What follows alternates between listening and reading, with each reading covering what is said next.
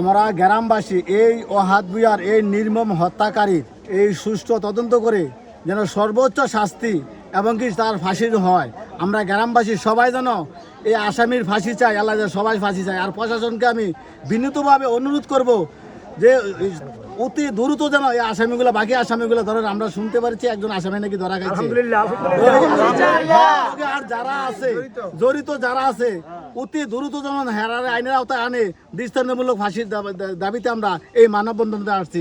আমরা সবাই গ্রামবাসী, আমরা দাদার কাছেও আমাদের ধর্মমন্ত্রীর কাছেও অনুরোধ, তাড়াতাড়ি যেন এই সুষ্ঠু বিচারটা আমরা গ্রামবাসীরা পাই, এটাই আমাদের কামনা।